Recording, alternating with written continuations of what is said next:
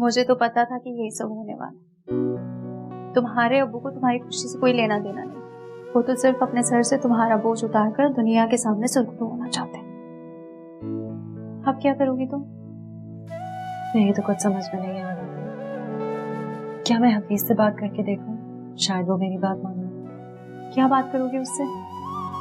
यही कि वो इस शादी से खुद ही इनकार कर दे। पागल हो गई हो क्या? वो क्यों इस रिश्ते से इनकार करेगा? उसे तो एक कम उम्र, पढ़ी लिखी और खूबसूरत बीवी मिल रही, जिसके आगे पीछे भी कोई नहीं। उसे इससे बेहतर रिश्ता कहाँ मिलेगा? तो फिर मैं क्या करूं? उन्हें तो दो टोक मुझे कह दिया कि शादी होगी तो सिर्फ हफीज से।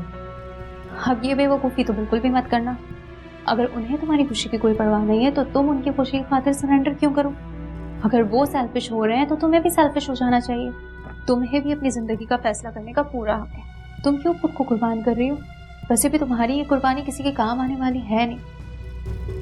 क्या कभी उन्होंने अपनी खुशी को तुम्हारी खुशी के लिए कुर्बान की है? तुम उस बाप को अपना सहारा समझती हो जो मुश्किल में तुम्हारे काम आएगा। वो तो खुद तुम्हें मुश्किलात में ढकेल रहा है। मैं तो ऐसे बनावटी रिश्तों को बिल्कुल भी नहीं मानती जिनमें खुलूस ही ना हो। मैंने तो हमेशा ऐसे ही रिश्ते देखे, लेकिन फिर भी मैंने दिल से चाहा है कि इन रिश्तों को अपनाऊं, उन्हें अपना बनाऊं। तुम्हारे अब्बू ने तुम्हें पैदा करने के अलावा अगर तुम्हारे साथ कोई नेकी की है ना तो उनकी बात मान लो, वरना इनकार कर दो। तो अब मैं और क्या करूं? इनकार तो किया है मैंने, लेकिन अब्बू सुनने को तैयार ही नहीं है। तुम ही बताओ मैं करूं तो क्या करूं? मैं थक गई हूं, मुझ में मजीद हिम्मत भी नहीं रही। मेरी बात मानो फायजा, आसिम को हाँ कर दो।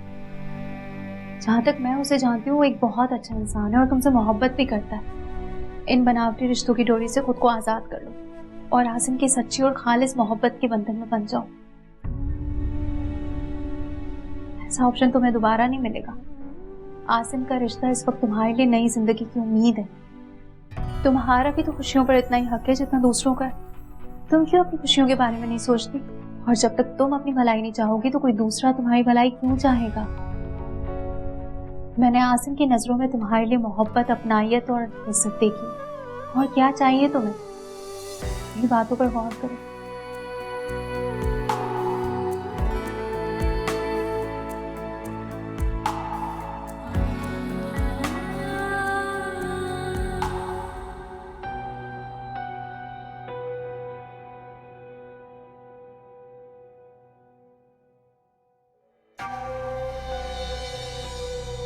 क्या हुआ?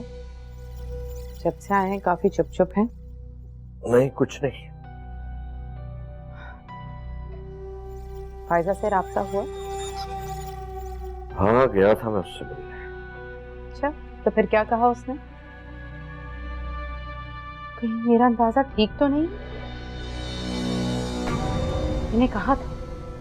मैंने कहा था आपको ये लड़की जरूर कुछ ना कुछ करके दिखाएगी। अरे मैं हफीज को क्या जवाब दूंगी? वो पूरे खानदान में बदनाम कर देगा, सबको बताएगा। वो जो बिजनेस में लॉस होगा वो अलग।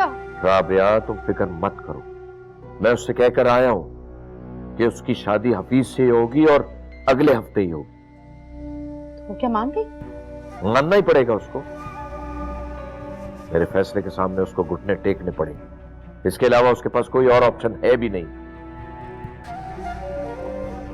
देख लें, कहीं सबके सामने शर्मिंदा ना करवाया आपकी बेटी, क्योंकि मुझे उस पर जरा भी भरोसा नहीं। ऐसा कुछ नहीं करेगी, जानता हूं मैं उसे। मेरे हुक्म के आगे हमेशा उसने सर झुकाया, अब भी ऐसा ही करेगी। वैसे उसने इनकार की वजह नहीं बताई?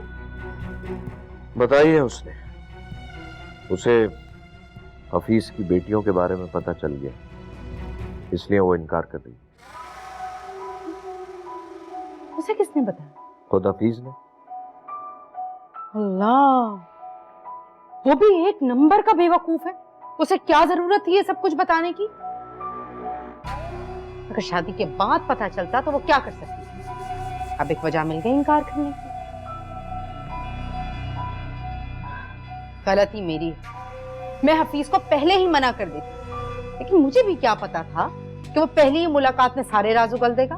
खैर, जो होना था सो हो गया, और मेरे ख्याल में ठीक ही हुआ। फायजा हमें कभी भी ब्लेम नहीं कर सकेगी। जो कुछ है वो सब उसके सामने है। ऐसे आपकी बेटी इतनी मासूम और आसान नहीं है जितना आप समझ रहे हैं। जब तक वो लड़की निकाह नामे पे दस्तखत नहीं कर देती ना, मुझे तो उसकी तरफ से डर ही लगा रहेगा। राबिया, परेशान मत हो, देखना सब कुछ वैसे ही होगा जैसा हमने सोचा। तुम रिलैक्स हो।